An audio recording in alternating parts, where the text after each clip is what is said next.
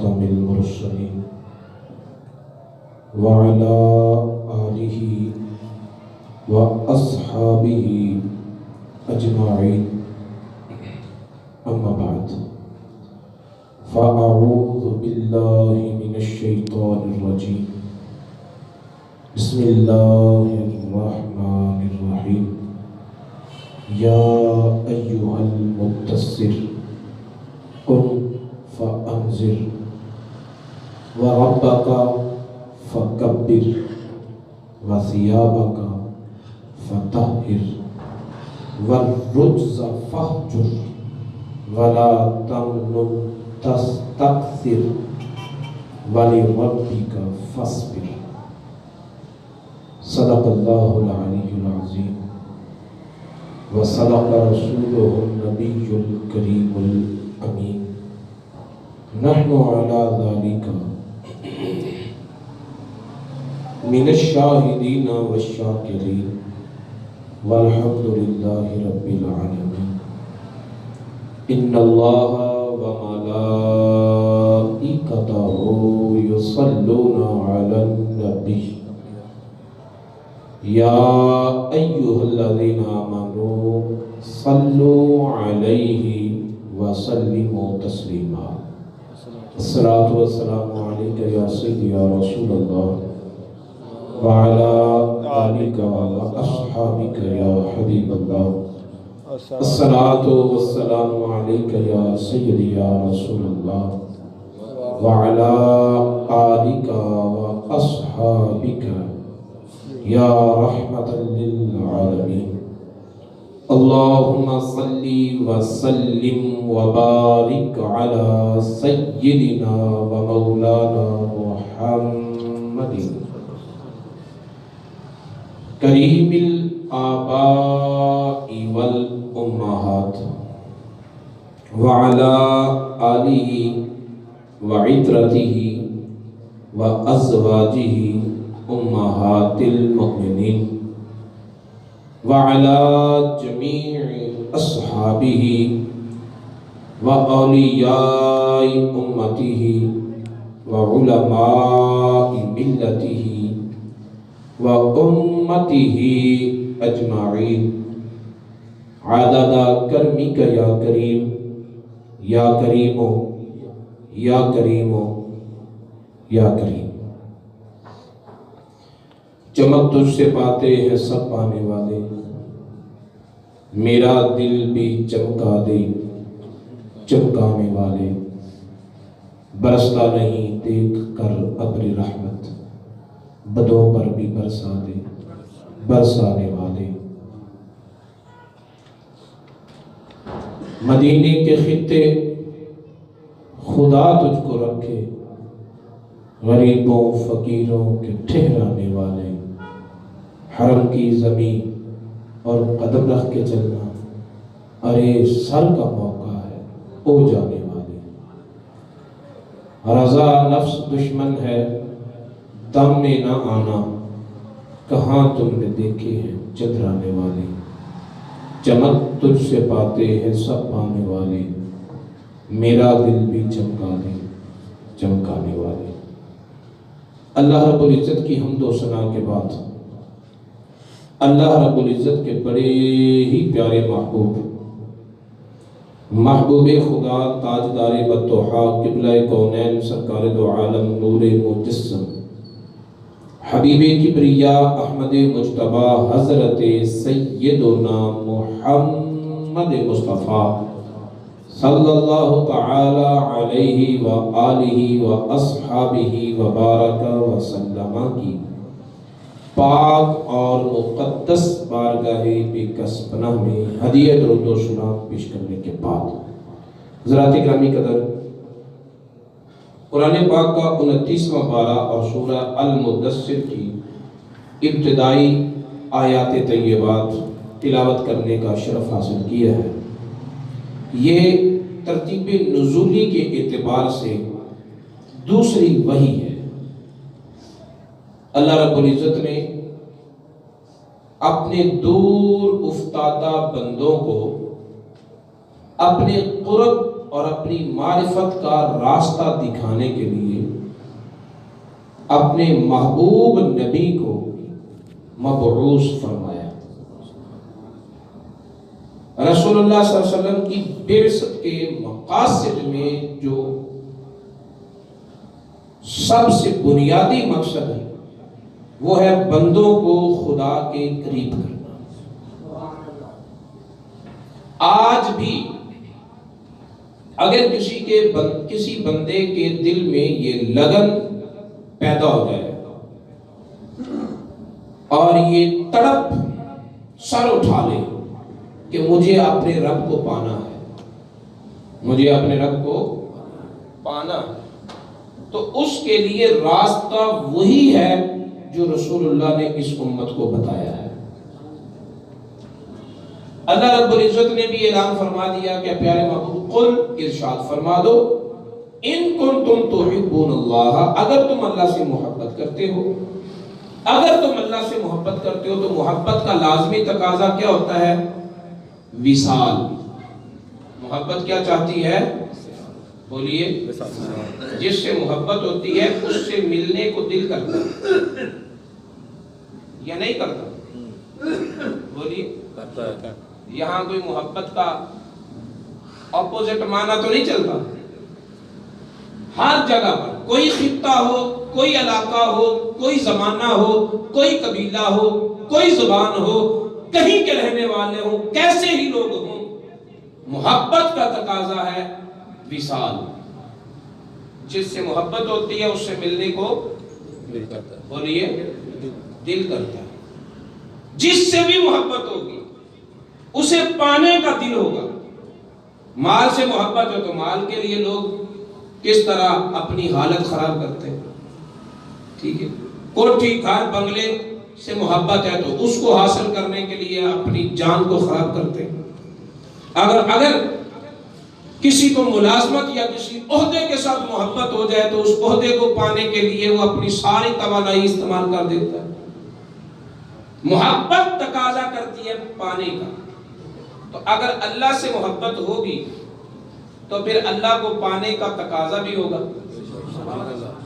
اللہ سے محبت ہوگی تو کبھی تو رات کو نیند اڑے گی نا اور دل کرے گا نا اٹھ یار تلاش کرے، اس سے ملنے کی کوشش کرے، اسے آوازیں دے، بلائیں اسے،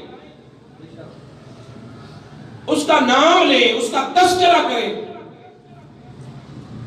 فرمایا میرے محبوب اعلان کر دو اگر تمہیں محبت ہے اللہ سے اور تمہارا دل کرتا ہے اللہ کو ملنے کا، تمہارا من چاہتا ہے خدا سے ملاقات کرنے کا، تمہارے دل میں طلب ہے اپنے رب کو پانے کی، سارے راستے بند ہیں، ایک ہی راستہ ہے جو بندے کو خدا تک لے جانے والا ہے، اور وہ راستہ فَاتَّبِعُونِی، میرے پیچھے پیچھے چلتے آؤ،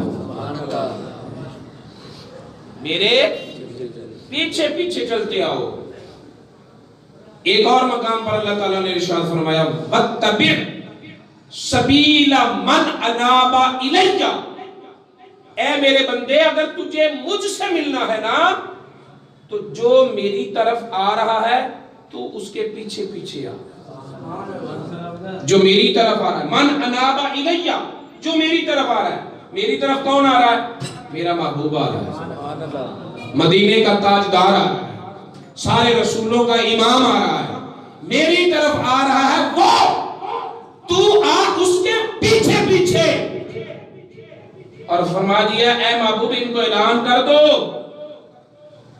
لا تقدموا بین یدی اللہ ورسولہ، اللہ کو ملنا ہے نا تو میری رسول سے آگے بڑھنے کی کوشش نہ کرنا، پیچھے پیچھے آؤ۔ یعنی تم مجھے ملنا چاہتے ہو نا، میں نہیں، میں تو صرف اپنے یار کو ہی ملنا چاہتا ہوں، میں تو صرف اپنے مدینے کے تاجدار کو ملنا چاہتا ہوں، تم مجھے ملنا چاہتے ہو، میں تمہیں ڈائریکٹ نہیں ملوں گا، ہاں اس کے ساتھ مل کر آ جاؤ، اس کی خاطر تمہیں بھی ملوں۔ یہ ہے خدا کو پانے کا ایک ہی طریقہ۔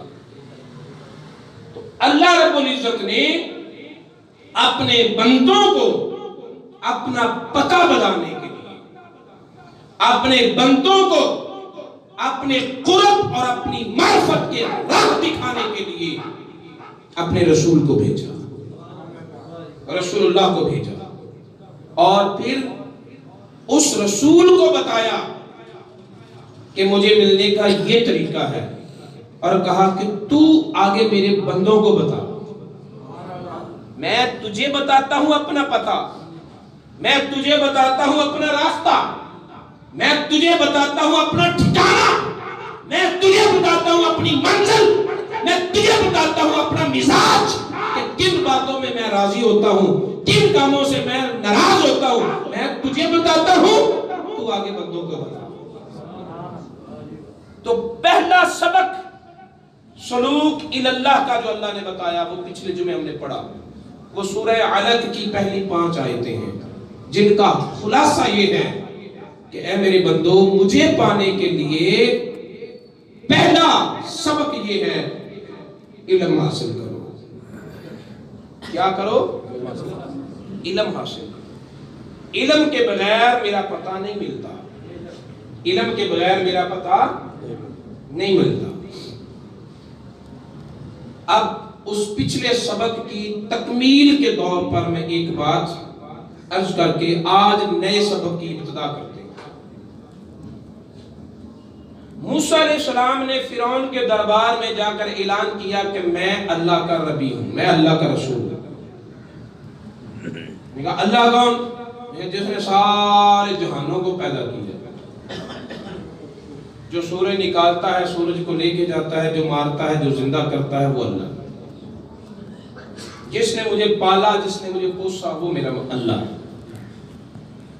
فرعون کے لیے یہ نئی بات تھی کہ اللہ نام کی کوئی ذات بھی ہے۔ کہا اچھا میرے سوا بھی کوئی خدا ہے؟ اور اس کا دعویٰ یہ تھا کہ انا ربکم الاعلی، قرآن کہتا ہے کہ میں تو تمہارا سب سے بڑا خدا میں ہوں۔ موسیٰ علیہ السلام نے فرمایا تو خدا نہیں ہے، خدا اور ہے جس نے مجھے تیری طرف بھیجا ہے۔ کوئی نشانی؟ حضرت موسیٰ علیہ السلام نے اپنے لکڑی کے عصا کو، ڈنڈے کو میدان میں پھینکا، وہ بہت بڑا سانپ بن گیا۔ اس نے کہا یہ جادو ہے۔ کیا کہا؟ یہ جادو، یہ خدا کے ہونے کی نشانی نہیں، یہ تیرا اپنا جادو ہے۔ تو اس جادو کا مقابلہ کرنے کے لیے اس نے پورے ملک کے، مصر کے جتنے جادوگر تھے اکٹھے کر لیے میدان میں۔ مصر کے جادوگر اکٹھے کر لیے میدان میں، اور ان جادوگروں کے سامنے موسیٰ علیہ السلام کو اور ہارون علیہ السلام کو مقابلے کے لیے پیش کیا۔ اب جادوگر لوگ، موسیٰ علیہ السلام ایک طرف، وہ ایک طرف، یہ دونوں کا ہوا مقابلہ۔ جادوگروں نے اجازت مانگی کہ اے اللہ کے پیغمبر ہونے کا دعویٰ کرنے والے، آپ اپنے کرتب کا مظاہرہ پہلے کریں گے یا ہمیں اجازت دیتے ہو کہ ہم اپنا کمال پہلے دکھائیں؟ اپنی مرضی نہیں کی، ادب کیا۔ نہیں سمجھے؟ جادوگروں نے موسیٰ علیہ السلام کا ادب کیا اور اپنا کمال دکھانے سے پہلے ان سے اجازت لی۔ کہا پہلے آپ کریں گے یا ہم کریں؟ اجازت لی، اور پھر اب موسیٰ علیہ السلام نے فرمایا کہ چلو تم کرو جو کرنا چاہتے ہو۔ انہوں نے رسیاں پھینکی، انہوں نے لکڑیاں پھینکی، وہ لوگوں کو ایسے نظر آئے جیسے سانپ ہے۔ موسیٰ علیہ السلام نے اپنا عصا پھینکا، وہ ساری رسیاں بھی کھا گیا، ساری لکڑیاں بھی کھا گیا، اور جب پھر پکڑا تو وہ اتنا ہی لمبا تھا، نہ بڑا نہ چھوٹا ہوا۔ ایک لکڑی کے ساتھ دوسری لکڑی ملا دو، موٹی تو ہونی چاہیے نا، کیا خیال ہے؟ ہونی چاہیے نا، اس کی جسامت، اس کی قدامت بڑھنی چاہیے، لیکن وہ ساری رسیاں اور سارے ڈنڈے سوٹیاں کھانے کے بعد اتنا ہی تھا جتنا پہلے تھا۔ موسیٰ علیہ السلام نے پکڑا اتنا ہی، نہ فرعون مانا، نہ فرعون کا کوئی درباری مانا، نہ مصر کے لوگوں میں سے کوئی بندہ مانا کہ موسیٰ اللہ کا نبی ہے۔ جتنے جادوگر تھے سارے ہی مان گئے. نہیں سمجھے؟ جتنے جادوگر تھے سارے کے سارے کلمہ پڑھا اور موسیٰ علیہ السلام کے امتی بن گئے. ایک بھی جادوگر بے ایمان نہیں رہا، سارے مومن بن گئے. ایمان بھی کتنا پکا. اسی جگہ پر بیٹھے فرعون کہتا ہے ارے یہ تمہاری ملی بھگت ہے، تمہاری ملی بھگت ہے، یہ تمہارا استاد ہے، تم اس کے شاگرد ہو، تم سب نے مل کر میرے خلاف سازش کی ہے. میں تمہیں اس سازش کی یہ سزا دوں گا، تمہارا دایاں ہاتھ بایاں پاؤں کاٹ دوں گا، یا بایاں ہاتھ دایاں پاؤں کاٹ دوں گا. ہاتھ پاؤں کاٹ کر تمہیں سولی پہ لٹکا دوں گا، ماروں گا نہیں، لٹکا دوں گا اور تم لٹک کر تڑپ تڑپ کے خود مرو گے. اتنی کڑی سزا دوں گا. اور اس نے دی بھی، اس نے جادوگروں کو سزا دی بھی. وہ تڑپ تڑپ کر مر تو گئے، لیکن ایک بھی جادوگر نے یہ نہیں کہا کہ میں موسیٰ کو چھوڑتا ہوں.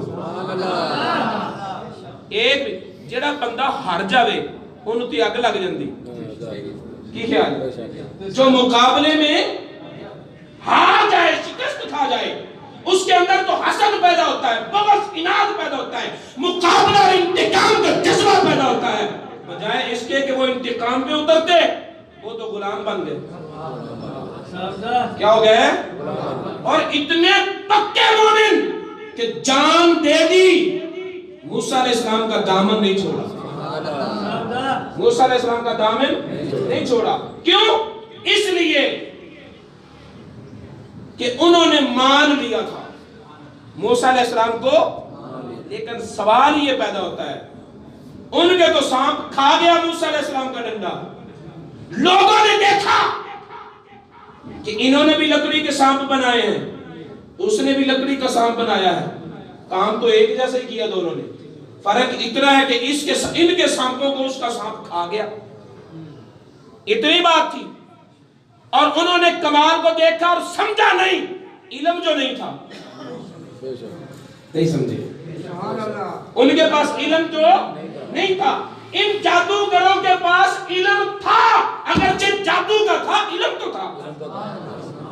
اگرچہ جادو کا تھا، علم تو تھا. ان کے پاس جو علم تھا، اس علم نے ان کو خدا کی معرفت دی تھی.